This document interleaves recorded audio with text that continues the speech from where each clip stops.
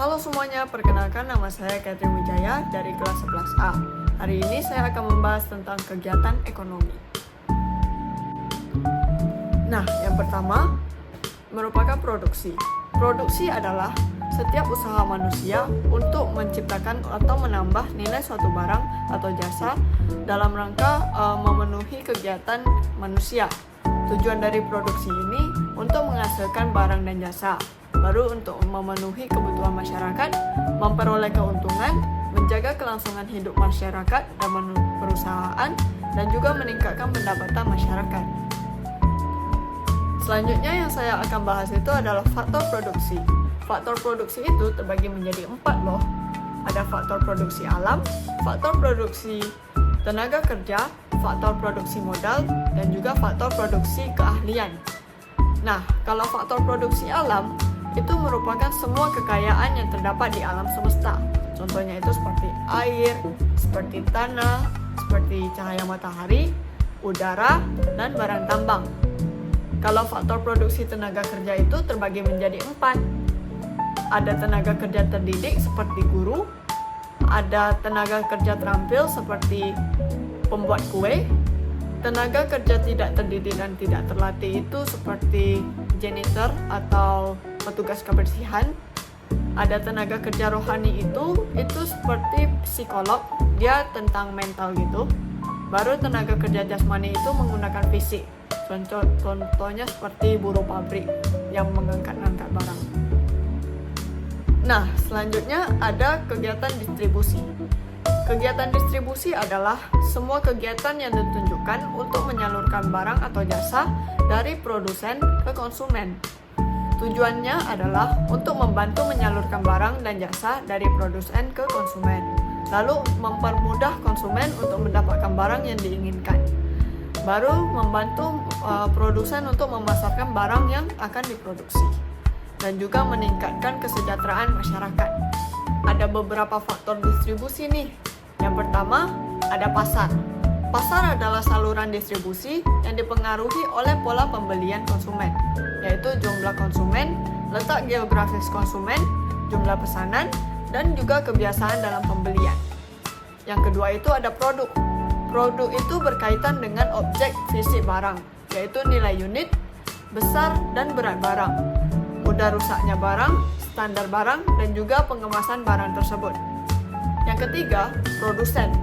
Pertimbangan yang diperlukan di sini adalah sumber dananya dari si produsen tersebut, dan juga pengawasan pelayanan yang diberikan oleh si produsen itu. Nah, selanjutnya kita akan membahas konsumsi nih. Konsumsi adalah kegiatan mengurangi atau menghabiskan nilai guna suatu barang atau jasa. Yang menggunakannya itu disebut juga sebagai konsumen. Tujuan dari konsumsi ini adalah untuk mengurangi nilai guna suatu barang atau jasa secara bertahap. Dan juga dia itu menghabiskan nilai barang sekaligus memuaskan kebutuhan secara fisik dan juga secara rohani. Nah, ciri-ciri benda yang dikonsumsi itu adalah yang pertama, termasuk ke dalam benda ekonomi atau benda yang diperolehnya itu membutuhkan pengorbanan. Yang kedua itu ditunjukkan untuk memenuhi kebutuhan hidup.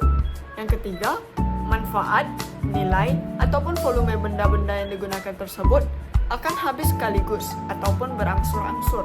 Selanjutnya, kita akan membahas pelaku kegiatan ekonomi. Pelaku ekonomi adalah perorangan atau badan yang melakukan kegiatan ekonos. Dalam pengertian lainnya, pelaku ekonomi ini adalah sebuah subjek yang menjalankan dan melakukan kegiatan produksi, konsumsi, dan distribusi. Pelaku ekonomi ini terdiri dari RTK, RTP, RTN, dan juga MLN. Yang pertama yaitu RTK. RTK ini adalah rumah tangga konsumen, yang merupakan kelompok masyarakat yang melakukan kegiatan konsumsi untuk memenuhi kebutuhan sehari-harinya. Rumah tangga konsumsi ini memiliki faktor-faktor produksi seperti tanah, tenaga kerja, modal, dan juga kewirausahaan. Ada beberapa peran dari si RTK ini, yaitu sebagai penyedia faktor-faktor produksi, alam, tenaga kerja, modal, dan juga kewirausahaan. Yang kedua, sebagai pengguna barang dan jasa yang dihasilkan oleh si produsen. Baru dia juga dapat mempengaruhi kebijakan pemerintah dalam rangka melindungi si konsumen. dan juga memperlancar peredaran suatu putaran barang dan jasa. Nah, yang kedua, saya akan membahas tentang RTP. RTP adalah rumah tangga produsen, yang merupakan sebuah kelompok masyarakat yang kegiatannya itu menghasilkan dan atau menambah nilai guna barang dan jasa. Selain RTK, RTP juga ada peran tersendiri loh, seperti sebagai pengguna faktor-faktor produksi yang dimiliki oleh konsumen, dan juga sebagai penghasil barang dan jasa yang ditujukan untuk memenuhi kebutuhan si konsumen. RTP ini juga dapat meningkatkan PDB sehingga meningkatkan kemakmuran bangsa, dan juga sebagai pihak yang dapat meningkatkan inovasi-inovasi di bidang produksi barang dan jasa. Yang ketiga, ada RTN. RTN adalah rumah tangga negara. RTN ini dalam sistem demokrasi yang memimpinnya itu adalah pemerintah, itu kalau di Indonesia. RTN memegang peranan penting dalam kegiatan ekonomi yang ditujukan untuk menentukan kebijakan ekonomi yang ada di Indonesia. Apa aja sih peran RTN? Peran RTN itu adalah sebagai pelaku dari produksi rumah tangga. Dia mengatur, mengendalikan, dan mengawasi jalan roda perekonomian di suatu masyarakat.